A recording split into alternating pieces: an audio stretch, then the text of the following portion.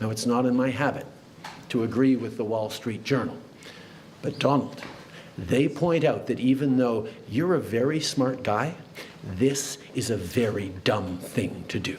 So today, the United States launched a trade war against Canada, their closest partner and ally, their closest friend. At the same time, they're talking about working positively with Russia, appeasing Vladimir Putin, a lying, murderous dictator. Make that make sense. Canadians are reasonable, and we are polite, but we will not back down from a fight. Not when our country and the well-being of everyone in it is at stake. I want to speak first directly to the American people. We don't want this. We want to work with you as a friend and ally. And we don't want to see you hurt either. But your government has chosen to do this to you. As of this morning, markets are down, and inflation is set to rise dramatically all across your country. Your government has chosen to put American jobs at risk, at the thousands of workplaces that succeed because of materials from Canada or because of consumers in Canada, or both. They've chosen to raise costs for American consumers on everyday essential items like groceries and gas, on major purchases like cars and homes, and everything in between. They've chosen to launch a trade war that will, first and foremost, harm American families. There is absolutely no justification or need whatsoever for these tariffs today.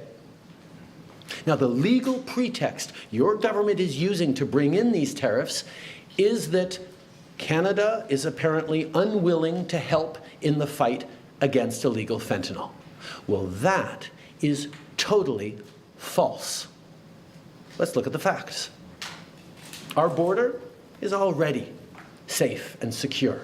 As the U.S. Customs and Border Protection just acknowledged, there was a 97% drop in fentanyl seizures from January compared to December, to a near zero low of less than half an ounce seized in January, even with all the further enforcements and actions we've taken at the borders.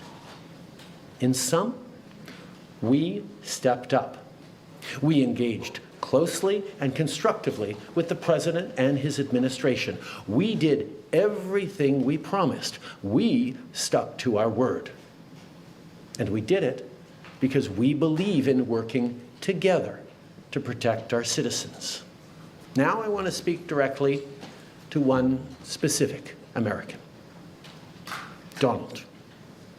In the over 8 years you and I have worked together, we've done big things. Now, it's not in my habit to agree with the Wall Street Journal, but Donald, they point out that even though you're a very smart guy, this is a very dumb thing to do.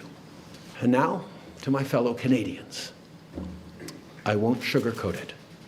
This is going to be tough, even though we're all going to pull together, because that's what we do. We will use every tool at our disposal so Canadian workers and businesses can weather this storm. From expanding EI benefits and making them more flexible to providing direct supports to businesses, we will be there as needed to help.